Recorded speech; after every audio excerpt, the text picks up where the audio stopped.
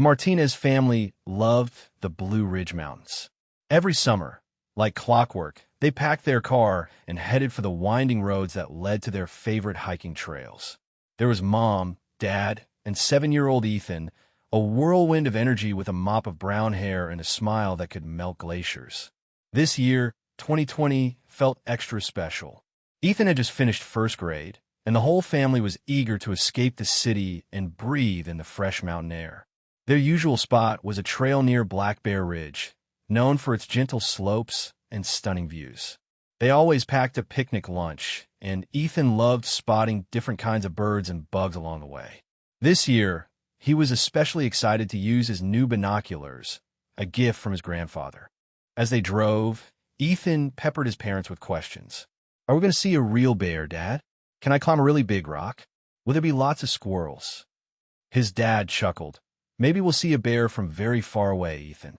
And you can climb as many rocks as you want, as long as they're not too slippery. And yes, there will definitely be squirrels. Mom smiled from the front seat. Just remember to stay close to us, Ethan. The mountains can be tricky, and we don't want you wandering off. Ethan, ever the adventurer, nodded eagerly. I promise, Mom. I'll stick like glue. When they arrived at the trailhead, the air was crisp and cool, carrying the scent of pine and damp earth. Ethan practically vibrated with excitement as he laced up his hiking boots.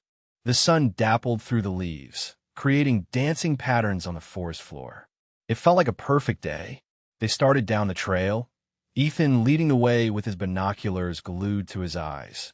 He pointed out every interesting rock, every colorful flower, and every buzzing insect. He was in his element, a tiny explorer in a vast, green world.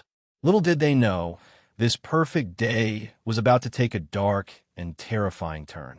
The joy they felt at that moment would soon be replaced by a fear so profound it would change their lives forever. The mountains, so often a source of peace and happiness, were about to become the backdrop for their worst nightmare. Ethan, the heart of the Martinez family, was a whirlwind of curiosity and boundless energy. His brown hair always seemed to be slightly tousled, no matter how many times his mother tried to smooth it down. His bright blue eyes sparkled with mischief and wonder, always searching for the next adventure. He wasn't just a 7-year-old boy.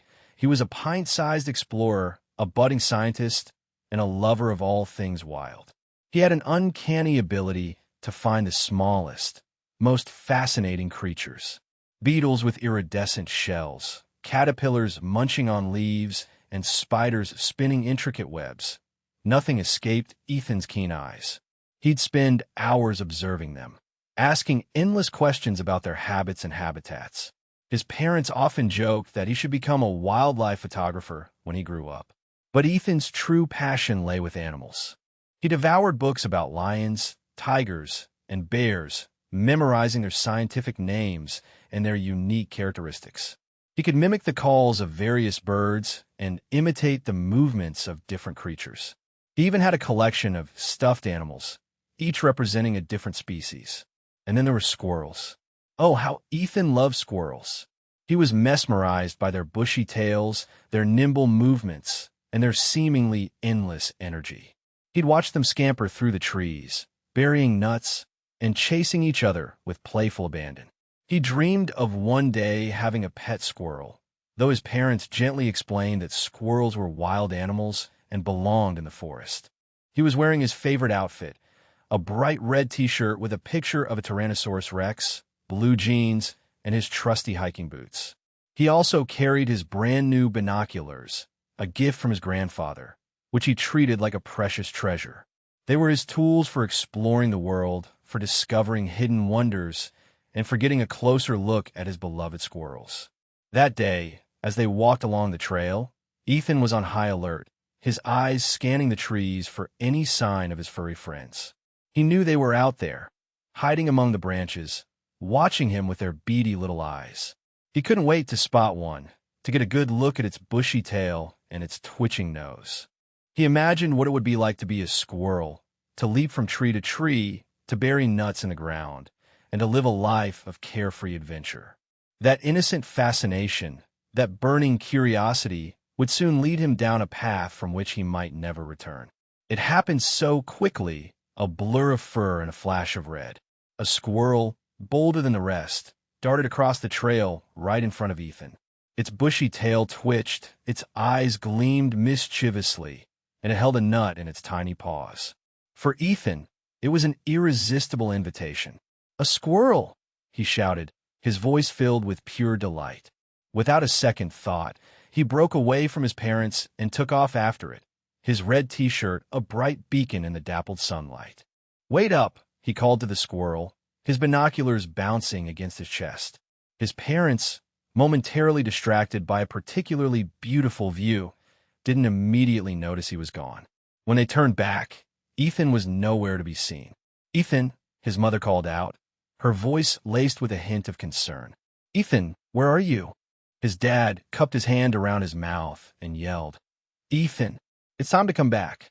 Only the rustling of leaves and the chirping of birds answered them. The silence that followed was heavy, pregnant with a growing sense of dread. They started walking quickly down the trail, calling his name, their voices rising in panic. "Ethan, this isn't funny. Come out now." But Ethan didn't answer.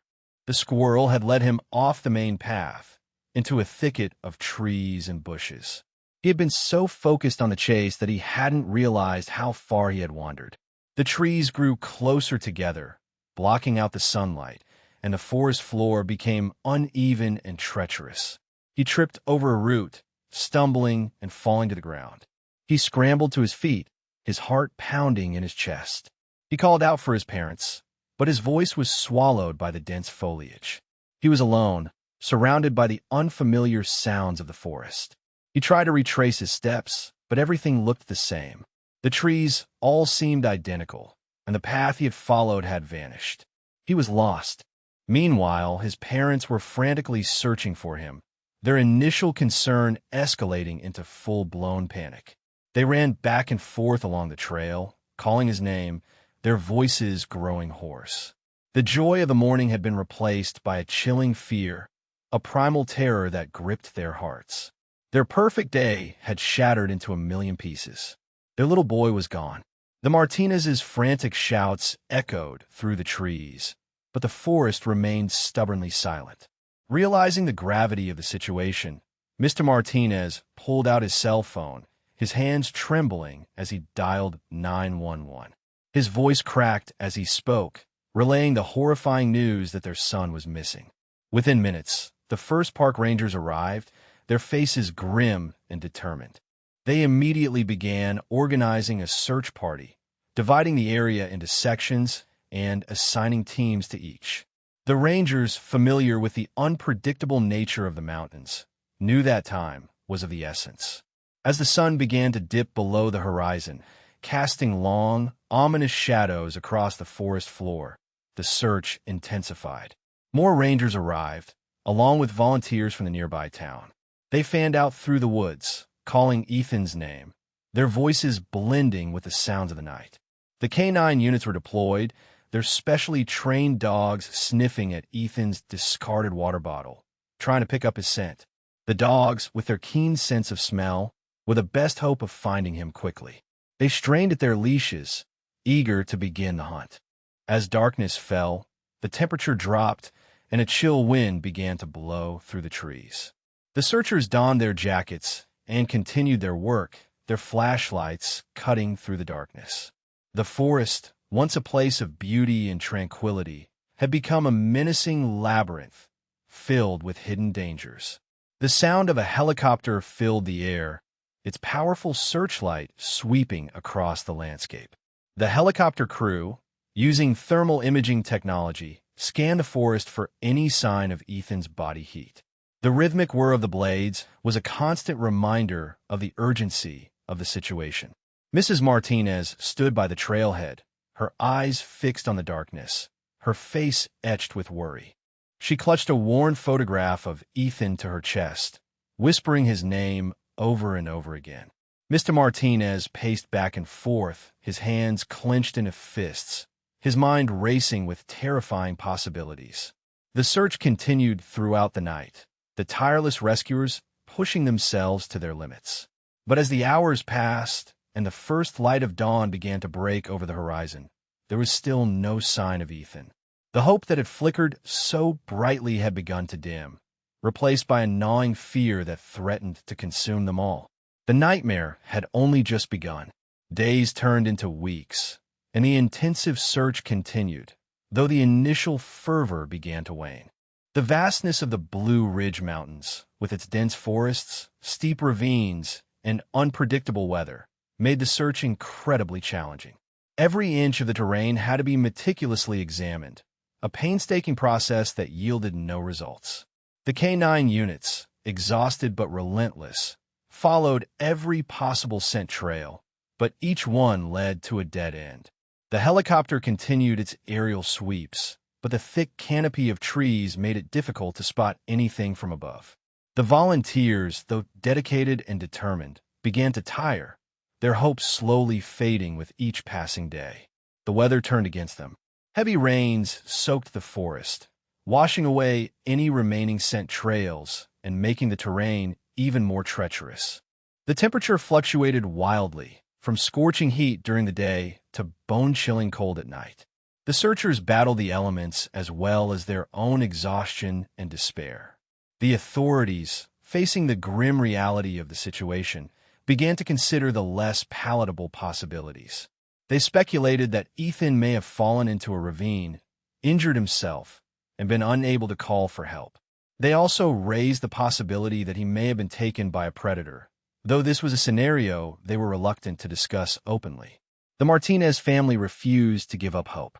They clung to the belief that Ethan was still alive, somewhere out there in the mountains, waiting to be found. They spent every day at the trailhead, talking to the searchers, handing out flyers with Ethan's picture, and praying for a miracle. They organized their own search parties, venturing into the woods themselves, calling Ethan's name, their voices hoarse and filled with desperation. They posted flyers all over town, offering a reward for any information that might lead to his safe return. They did everything they could to keep Ethan's name in the public eye, to remind everyone that he was still missing and that he needed to be found. But as the weeks turned into months, the reality of the situation began to sink in. The chances of finding Ethan alive were dwindling with each passing day. The mountains, once a place of joy and adventure, had become a symbol of loss and despair. The Martinez family was trapped in a nightmare, a living hell from which there seemed to be no escape. The emotional toll on the Martinez family was immeasurable. Mrs. Martinez, once a vibrant and energetic woman, became withdrawn and listless. She spent her days staring out the window, lost in her thoughts, her eyes filled with a deep and inconsolable sadness. She couldn't sleep, couldn't eat, couldn't find any joy in life. The absence of Ethan had created a void in her heart that could never be filled. Mr. Martinez, a strong and stoic man, struggled to hold himself together. He tried to be strong for his wife, but the pain of losing his son was almost unbearable. He threw himself into his work, hoping to distract himself from the constant ache in his heart. But every time he closed his eyes, he saw Ethan's smiling face. They attended support group meetings for parents of missing children, seeking solace and understanding from others who had experienced similar tragedies. They listened to stories of hope and resilience, but they couldn't shake the feeling that their own situation was hopeless. The authorities eventually scaled back the search efforts, concluding that there was little chance of finding Ethan alive. They offered the Martinez family their condolences, suggesting that they try to move on with their lives. But the Martinez family refused to accept this. They couldn't simply forget about Ethan. He was their son, and they would never stop searching for him. They hired a private investigator, hoping to uncover new leads that the authorities had missed. They consulted with psychics and mediums, desperate for any glimmer of hope. They followed up on every tip, no matter how far-fetched it seemed. They kept Ethan's room exactly as he had left it, filled with his toys, his books, and his clothes. They celebrated his birthday every year, baking his favorite cake and singing "Happy Birthday," even though he wasn't there to hear it. They kept his memory alive in every way they could. But as the years passed, The hope that had once burned so brightly began to flicker and fade. The Martinez family was trapped in a state of perpetual grief, unable to move on with their lives, unable to find peace. The mountains, once a symbol of joy and adventure, had become a constant reminder of their loss, a haunting reminder of the day their son disappeared. The emotional scars ran deep, and they wondered if they would ever truly heal. As the years passed, the outside world began to move on. The news stories about Ethan's disappearance faded from the headlines, replaced by other tragedies and triumphs. People stopped asking the Martinez family about Ethan, afraid to reopen old wounds. The volunteers who had once searched so tirelessly returned to their normal lives. But for the Martinez family, time stood still. They were trapped in a perpetual loop of grief, unable to escape the shadow of their loss. They felt isolated and alone, as if they were the only ones who still remembered Ethan. The holidays were especially difficult. They couldn't bring themselves to put up a Christmas tree or celebrate Thanksgiving. The empty chair at the dinner table was a constant reminder of Ethan's absence. They felt like they were betraying him by trying to enjoy themselves. Even their friends and family struggled to understand their grief. They offered well-meaning advice, suggesting that they try to move on, to have another child, to find a new purpose in life. But the Martinez family couldn't do it. They couldn't replace Ethan. He was irreplaceable. The authorities eventually declared Ethan legally dead, a formality that brought a fresh wave of grief. The Martinez family refused to hold a funeral. They couldn't bear the thought of saying goodbye to Ethan forever. They continued to visit the trailhead every year on the anniversary of his disappearance, leaving flowers and small tokens of remembrance. They talked to Ethan as if he were still there, telling him about their lives, sharing their hopes and dreams. They knew that the chances of finding him alive were slim, but they couldn't give up hope. They had to believe that somewhere, somehow, Ethan was still out there, waiting to be found. That unwavering hope was the only thing that kept them going, the only thing that prevented them from succumbing to despair. It was a fragile hope, easily shattered, but it was all they had left, and they clung to it with all their might. The world moves on, but the Martinez family cannot. 3 years had passed since Ethan's disappearance. It was early 2023. The Blue Ridge Mountains, now blanketed in a fresh coat of winter snow, held their secrets close. Most hikers stayed away during the colder months, preferring the warmer trails of lower elevations. But there were always a few exceptions, those who sought solitude and adventure in the heart of the wilderness, even when the conditions were harsh. One of these exceptions was a man named David, a seasoned camper and experienced outdoorsman. David had been exploring the Blue Ridge Mountains for over 20 years, and he knew the area like the back of his hand. He was a solitary figure, preferring the company of trees and animals to the hustle and bustle of city life. He often spent weeks at a time camping in the wilderness, relying on his skills and knowledge to survive. David was drawn to the remote, overgrown areas of the park, places where few people ever ventured. He enjoyed the challenge of navigating difficult terrain and discovering hidden waterfalls and scenic overlooks. He was a meticulous planner, always prepared for any eventuality. He carried a detailed map and compass, a well-stocked first aid kit, and plenty of food and water. On this particular trip, David was exploring an area known as Lost Creek, a rugged and isolated region of the park that was rumored to be haunted. The area was thick with dense vegetation, making it difficult to navigate. The trails were overgrown and poorly marked, and there were numerous hazards, including steep cliffs, deep ravines, and poisonous snakes. David relished the challenge. He carefully picked his way through the underbrush, his eyes scanning the ground for any signs of danger. He was alert and observant, noticing every detail of his surroundings. He was a master of camouflage, blending seamlessly into the forest. As he ventured deeper into the wilderness, he began to notice a strange smell in the air, a musty, earthy odor that he couldn't quite identify. He followed the scent, curious to see what was causing it. The smell led him to a large, ancient tree, its trunk gnarled and twisted with age. The tree was hollow, its interior dark and mysterious. Something about the tree made David uneasy, a sense of foreboding that he couldn't shake. Little did he know, that tree held a clue that would reopen a 3-year-old mystery and send ripples of hope and fear through a family still grieving. The camper finds something strange. David cautiously approached the hollow tree, his hand instinctively reaching for the hunting knife he always carried on his belt. He circled the tree slowly, examining it from all angles. The entrance to the hollow was narrow, barely wide enough for a person to squeeze through. The interior was pitch black, and the musty smell was even stronger here, making his nose wrinkle. He hesitated for a moment, unsure whether to investigate further. He knew that hollow trees were often home to wild animals, such as raccoons, possums, and even snakes. He didn't want to disturb them or risk getting bitten. But something about the tree was calling to him, an irresistible urge to uncover its secrets. He pulled out his flashlight and shined it into the darkness. The beam of light illuminated the interior of the tree, revealing a small, cluttered space. He could see leaves, twigs, and other debris scattered across the floor. And then he saw it, a splash of bright red amidst the gloom. It was a backpack lying on its side, partially hidden beneath a pile of leaves. It was old and worn, covered in mold and dirt. The fabric was faded and torn, and the straps were frayed.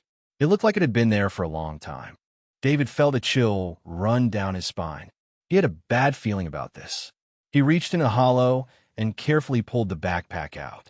As he lifted it, a few small objects tumbled out onto the ground. A handful of faded crayon drawings, a small plastic action figure, and a tattered notebook. He picked up the notebook and opened it. The pages were yellowed and brittle, and the ink was faded, but he could still make out the writing. It was a child's handwriting, scrawled and uneven. And on the cover, in large block letters, was a single word, Ethan. David's heart skipped a beat. He remembered hearing about the missing boy, Ethan Martinez, who had disappeared in the Blue Ridge Mountains 3 years earlier.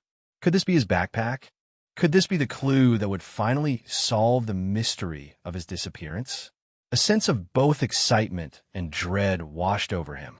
He knew that he had stumbled upon something significant, something that could change everything. The backpack is found. The crayon drawings were faded and smudged, but David could still make out the images.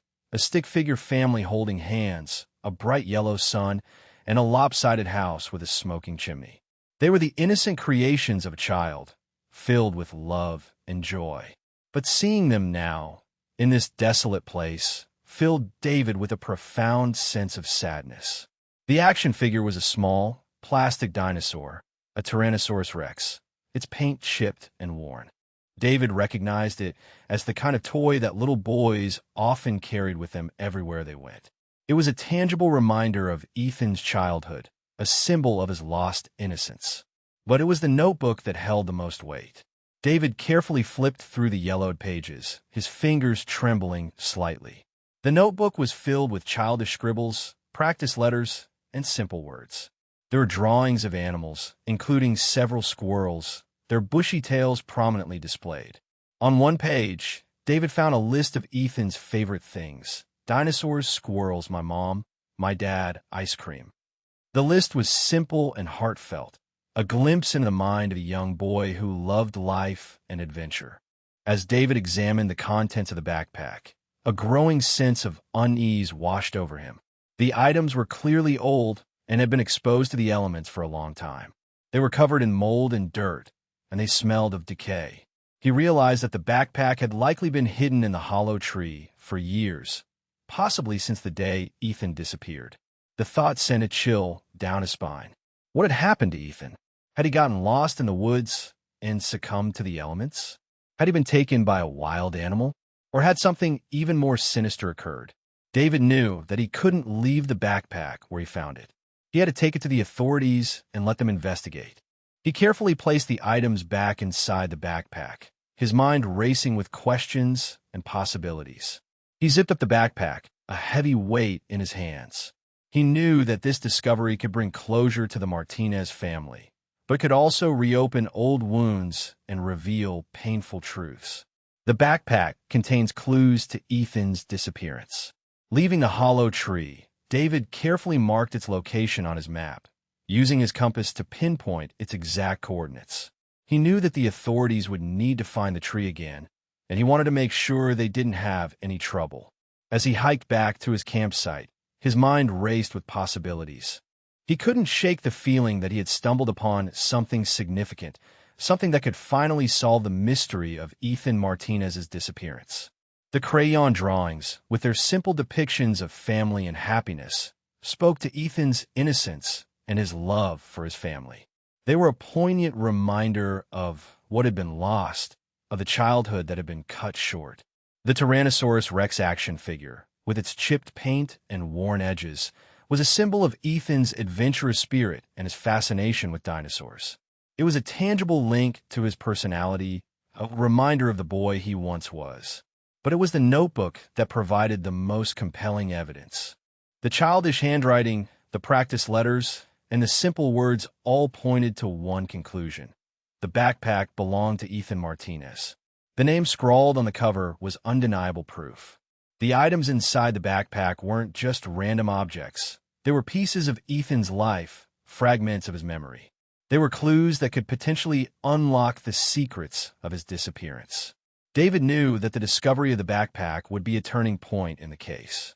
It would reopen the investigation, bringing renewed hope to the Martinez family and forcing the authorities to re-examine the evidence. He also knew that the discovery could lead to painful truths, to answers that the Martinez family might not want to hear. But he believed that they deserved to know what happened to their son, no matter how difficult it might be. As he reached his campsite, David pulled out his satellite phone and dialed the number for the local sheriff's department. He took a deep breath and prepared to tell them what he had found. He knew that his life was about to change forever. The items in the backpack are confirmed as belonging to Ethan. When the sheriff's department received David's call, they were initially skeptical.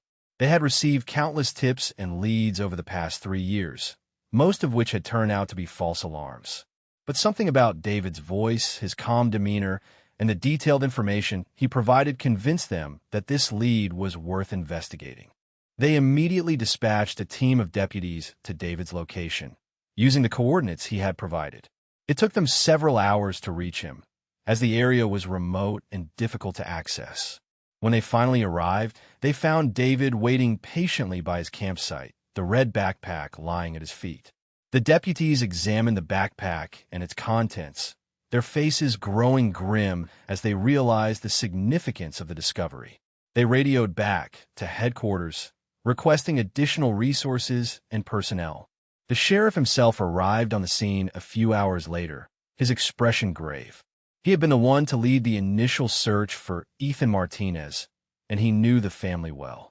He couldn't believe that after all this time, they might finally have a clue to what happened to their son. But the location of the backpack presented a new set of challenges. The hollow tree was located over 6 miles from the original search perimeter, in an area that had been deemed too remote and inaccessible to be thoroughly searched. This raised a number of troubling questions. How had Ethan managed to travel so far from the trail? Had he been alone, or had someone helped him? Had he been injured or disoriented? Or had something more sinister occurred? The authorities considered several possibilities.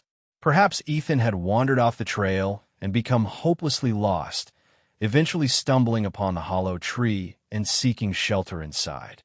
But it seemed unlikely that a 7-year-old boy could have traveled 6 miles through the rugged terrain on his own.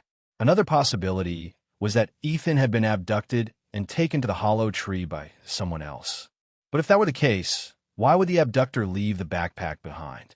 It didn't make sense. A third possibility was that an animal had taken the backpack, dragging it from the original search area to the hollow tree. But the backpack was relatively heavy, and it seemed unlikely that an animal could have carried it such a long distance without damaging it. The authorities knew that they needed to consider all possibilities, no matter how far-fetched they seemed. The location of the backpack had opened up a whole new can of worms, raising more questions than answers. The location of the backpack raises new questions. News of the backpack's discovery spread quickly, reigniting public interest in the case. The media descended on the Blue Ridge Mountains, eager to report on the latest developments. The Martinez family, who had been living in quiet seclusion for the past 3 years, were thrust back into the spotlight.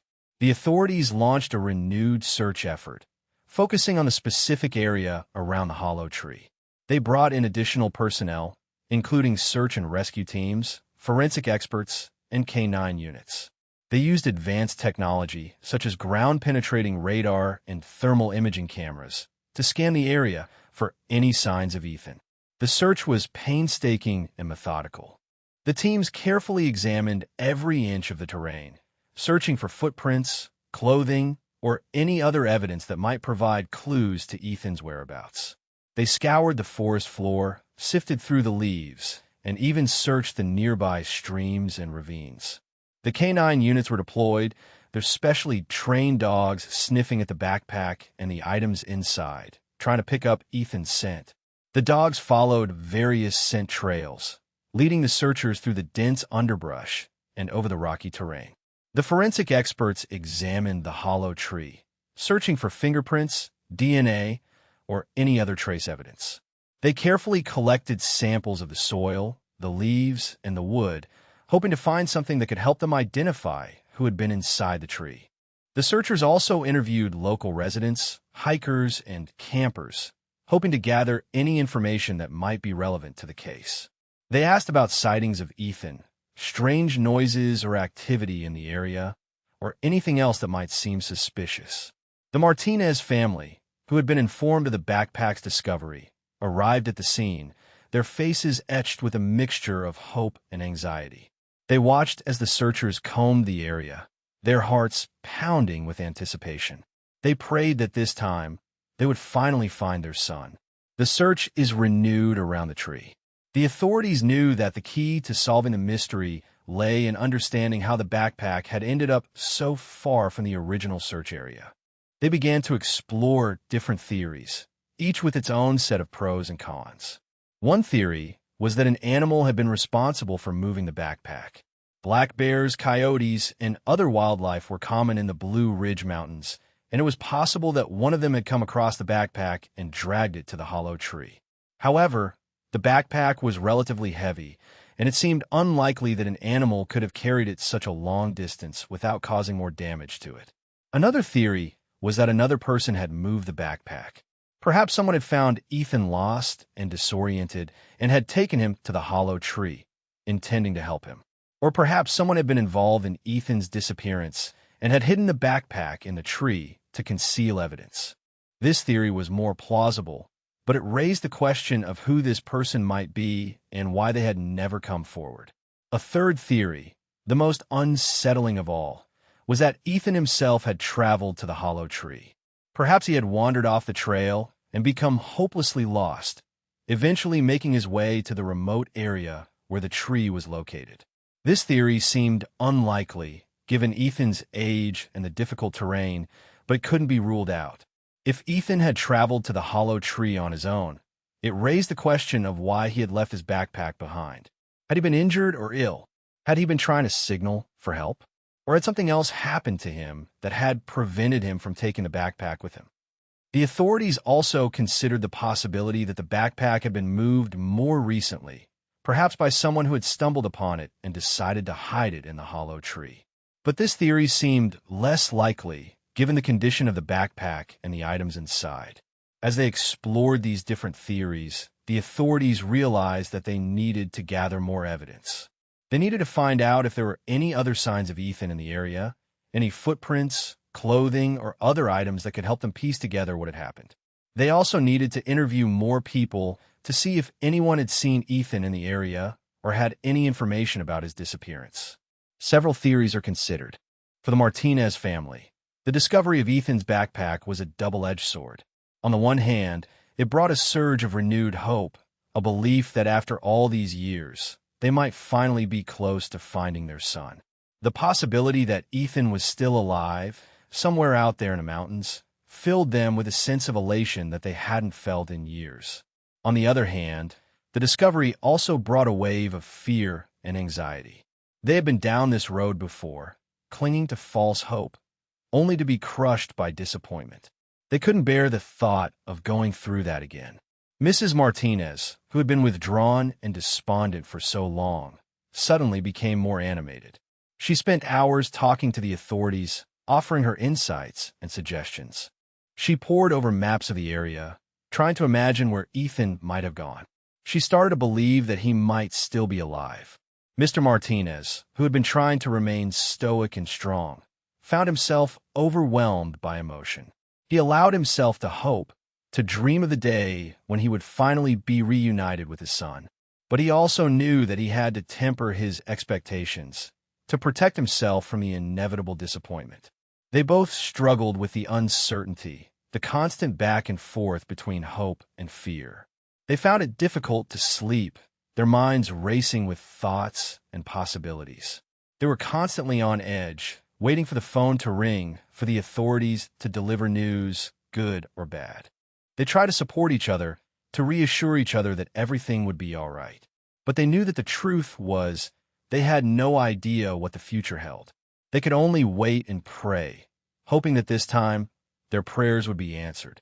The renewed search effort brought a flood of memories, both good and bad. They remembered Ethan's infectious laughter, his boundless energy, and his unwavering love for his family. They also remembered the day he disappeared, the frantic search, and the crushing despair that followed. They knew that whatever the outcome, their lives would never be the same. But they also knew that they had to keep searching, to keep hoping for Ethan's sake. They owed it to him to never give up. The family experiences renewed hope and fear. Days turned into weeks, and the renewed search effort yielded no further clues.